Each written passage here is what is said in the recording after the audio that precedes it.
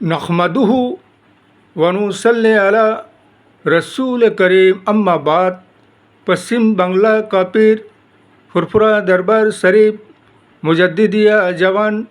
पीर अबू बकर सिद्दीक रहमतुल्लाह अलैह का संगठन ऑल इंडिया मुजद्दिदिया मिशन सर्वधर्मों सम्मेलन कमेटी के सदस्यों हैं हम। मोहम्मद आसिफ, इसके अलावा सर्व भारतीय जातीय Congress national India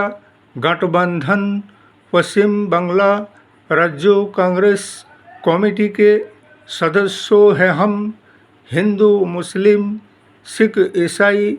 Jain, Christian, आदिवासी, दलित हम सब है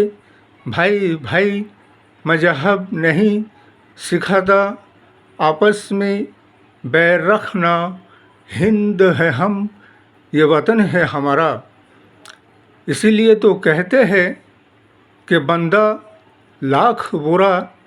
चाहे तो क्या होता है, वही होता है जो मंजूर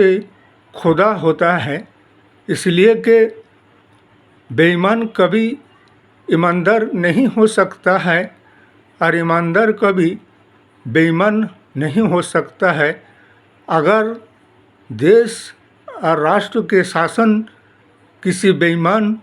और गद्दारों के हाथ में आ जाए तो ये समझ लो कि देश और समाज और राष्ट्र का हाल क्या होगा और क्या हो रहा है। इसीलिए कि जब से ये बीजेपी शासन 2014 साल से भारतवर्ष में इनके हाथों में शासन व्यवस्था आए हैं, तब से लेकर अब तक मुसलमानों के खिलाफ ऐसा षड्यंत्र रचाया जाता है जिससे कि ये अंदाज़ा लगाया जा सकता है और लगता है कि मुसलमानों के ज़मीन जायदादों पर कैसे कब्ज़ा किया जाए और उन्हें किसी भी तरीक़ा से नाजायज़ परेशान किया जाए और उनकी स्वाधीनता व आज़ादी पर प्रतिबंध और पाबंदी लगाया जाए। जैसे कि अभी वक्फ बोर्ड के संपत्तियों को लेकर जो बिल लाए थे, ये बिल तो बिल्कुल ही वक्फ बोर्ड के आइन कानून के खिलाफ और मुसलमान के खिलाफ है और ना ही कोई विरोधी पक्ष व कोई जो कि बीजेपी के जितने समर्थक दल वो भी इसका समर्थन नहीं करेगा और ना ही इस बिल को पास होने दिया जाएगा, बल्कि इसे वापस किया जाएगा। इसलिए कि जब देखो तब मुसलमानों के किसी न किसी मदरसा को, मस्जिद को, उसके अलावा मज़ार को ये कहने लगता है कि यह सरकारी ज़मीन पर अवैध निर्माण किया हुआ है। ऐसा नहीं है, जबकि हाल फिल में सुप्रीम कोर्ट से आइन कानून पास किया गया, सुनवाई किया गया। जैसे कि हमारे जमात उलमाए हिंद ने जो सुप्रीम कोर्ट में इस बुलडोज़र कार्रवाई के खिलाफ जो कि मामला मुकदमा दर्ज किए थे, उसके सुनवाई में सुप्रीम कोर्ट के मैजिस्ट्रेट जज साहब ने जो कुछ सुनवाई किए हैं उसके मुताबिक कि हुकूमत और शासक अपने शासन का दुर्व्यवहार कर रहे हैं और बगैर इन्वेस्टिगेशन जांच के किसी भी शख्स के घर पर बुलडोज़र चला देना, किसी मज़ार पर, मस्जिद पर जाकर, मदरसा पर, ये सरासर आइन कानून संविधान के खिलाफ है और संविधान का हत्या है ये। इसलिए कि नगर पंचायती हो या मुख्यमंत्री हो या प्रधानमंत्री हो, बगैर इन्वेस्टिगेशन जांच के और हाई कोर्ट और सुप्रीम कोर्ट के बगैर नोटिस के वो किसी भी ज़मीन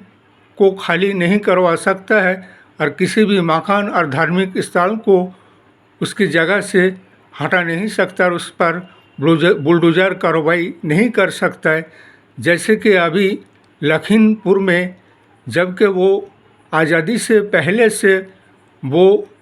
ईदगाह जो कि साल में 2 दफ़ा मुसलमान वहाँ पे नमाज अदा करते हैं ईद और बकरा ईद का, तो उस ईदगाह को ये बीजेपी शासक दल सरकारी ज़मीन बताते हैं और अवैध निर्माण कहते हैं और उसे बुलडोज़र भिजवा कर उसको तोड़ने लगते हैं। इसलिए कि सुप्रीम कोर्ट के आईन कानून के मुताबिक नगर पंचायत व हुकूमत सरकार अपने आधार से किसी भी अवैध निर्माण हो चाहे किसी की व्यक्तिगत निजी संपत्ति हो उस पर बिल्कुल बुलडोज़र नहीं चला सकते। इसलिए कि जब तक कि उसका जांच पड़ताल ना हो जाए और हाई कोर्ट और सुप्रीम कोर्ट से उसका नोटिस जारी तोड़ने का ना किया जाए तब तक सरकार, हुकूमत, प्रशासन, पंचायत उसे नहीं तोड़ सकता है। लेकिन ये सरकार सरासर संविधान, आइन और कानून के खिलाफ काम कर रहे हैं। इसलिए हमारे ऑल इंडिया मुस्लिम वक्फ बोर्ड कमेटी के सारे संगठन से भी यही कहना है कि हमारे जितने भी वक्फ बोर्ड के संपत्ति है, जायदाद है, चाहे कितने के रजिस्ट्रेशन फाइल किया हुआ हो और बहुत से ऐसे हैं कि उसका वक्फ बोर्ड के नाम पर रजिस्ट्रेशन फाइल नहीं किया गया हो, तो ऐसे जिन जिन जिला पंचायत, नगर निगम से लेकर सेंट्रल पार्लियामेंट दिल्ली तक के जितने हमारे वक्फ बोर्ड के संपत्तियां है, सबका जो वक्फ बोर्ड के नाम पे रजिस्ट्रेशन फाइल नहीं किया हुआ है, उन संपत्तियों का जांच पड़ताल करके हमारे वक्फ बोर्ड कमेटी को चाहिए उसका रजिस्ट्रेशन फाइल करा के वक्फ बोर्ड के नाम पर वो संपत्ति किया जाए। इसलिए कि आए दिन सरकार अपना अवैध निर्माण के इल्ज़ाम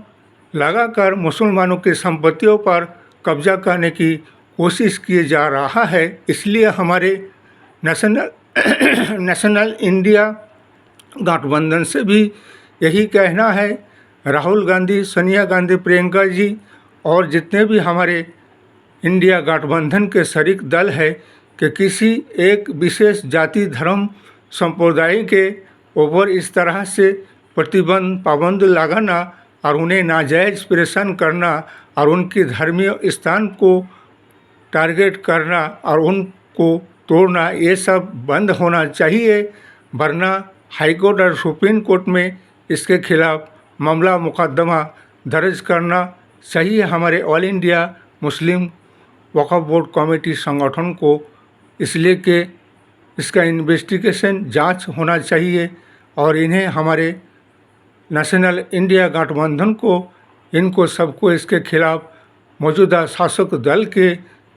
शासन का दुर्व्यवहार की, संविधान के हत्या की आवाज़ उठाना चाहिए। इस वीडियो को ज़्यादा से ज़्यादा लाइक दीजिएगा, शेयर कीजिएगा, सब्सक्राइब कीजिएगा। जय हिंद, जय भारत। मोहम्मद।